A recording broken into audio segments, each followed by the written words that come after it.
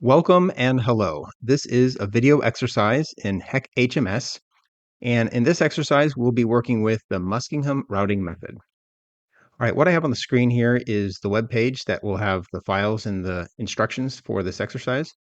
The link to this website is in the description for this video, so by all means, follow along with me here. All right, what we want to do first before we can really get started is to download the initial project files, which is right here. It's a zip file, so just click on this icon and then click the download button, and that will download for us. It just takes a moment for me. All right, so that's downloaded. I'm going to go ahead and just close that. And then over here on my desktop, that's where it downloaded for me. It's a zip file. So I'm going to open that up, check out what we got here. Okay, so the project is Puxatawny right here. I'm going to go ahead and just drag that folder over to the location I wanted onto my computer. And then I can close that source directory and then delete the zip file. All right, now I'm going to go to HMS and then open up this Puxatawny project. And the exact file I want to open is this one here, puxatawny.hms. All right, here's my HMS. I'll go File and then Open, and then click this Browse button. Here's the project here, and then puxatawny.hms, and then click Select. First, I'm going to expand the basin models directory and click on the Mahoney Creek Basin. Then it should appear here in my basin model panel. I'm going to zoom in a little bit. In fact, I'm going to turn off all these layers because it's not really necessary. View map layers. And then from bottom to top, I like to just uncheck them. All right, so all we have now is the icons, basically, the hydrologic elements for our hydrologic network. This is all we need. What we have here at the upstream most end is the inflow element. That routes down to a junction, and then the junction is connected downstream to our reach here. The reach right here is what we're going to focus on and apply that Muskingum routing method. And then downstream of the reach is our last element, and that's a sink. All right, the data we have associated with the inflow, if I click on inflow and then this inflow tab here in the components editor, is this inflow time series. And at the same time, I want to mention we also have a time series associated with the outflow, but it's not associated with the model. It's only used for reference, which is our target hydrograph. So if I click on the options tab, that one's called unsteady results. If I open up the time series data and then discharge gauges, we see the inflow and then the unsteady results right here. Next, I'm going to open up DSS view and we can look at those two hydrographs side by side. So I'll go open project. Here's the project. It's in the data directory, DSS, and then routing.dss, and then open. The way I knew where that path was is that it's listed right here. Okay, so here's our DSS view, and then this is the inflow location, and then this is the sink, so the source and the sink. And then I'll just go ahead and show the plot. I'm going to go ahead and zoom in on the plot here. All right, so what we have in green is the inflow. This is actually going to be used by our HMS model. And then in red here, this is the HEC-RAS generated outflow that we want to try to match using the Muskingum routing method and the parameter values that we're going to set.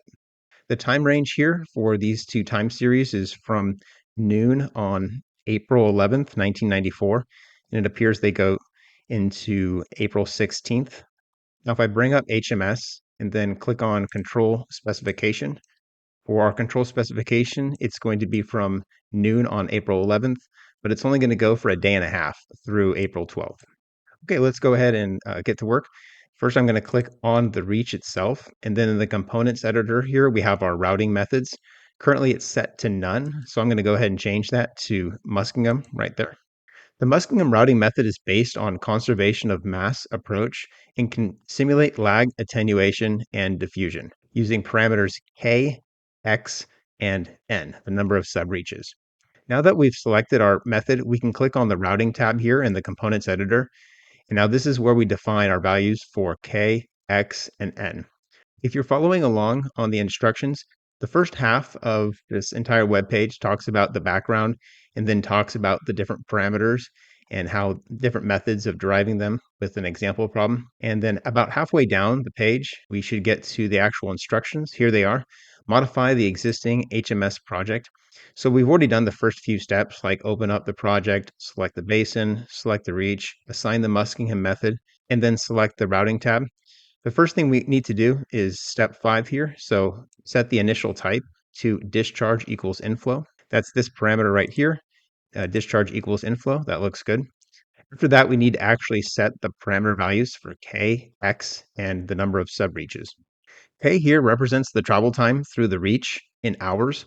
So as an example, if the reach is 13 miles long and the flood wave velocity is 4.5 miles per hour, we would just divide the length by the speed and then type in that quotient, which is about 2.9 hours.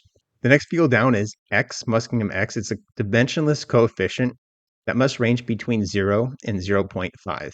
It affects the attenuation of the flow in the reach.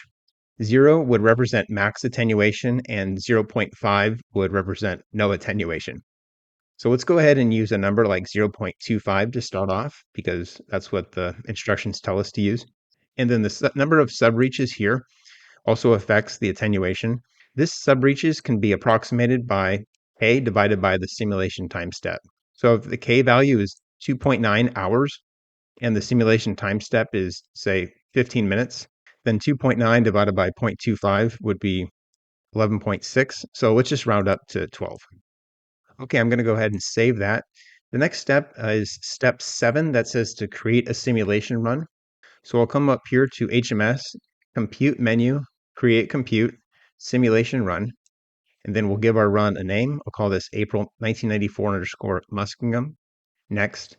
Now we need to select the basin model, which we only have one of, and the meteorologic model, which is this one here, and then the control specifications. So that's done for us already as well.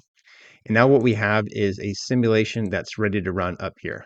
So I'll go ahead and click the run button, and then we'll wait. Let's look at the graph first. So what we can see here in the graph is that it's a pretty good match to start, but not perfect. What we have in the dashed line is our inflow at the upstream end of the reach. And then the solid blue line right here is the outflow at the bottom end of the reach.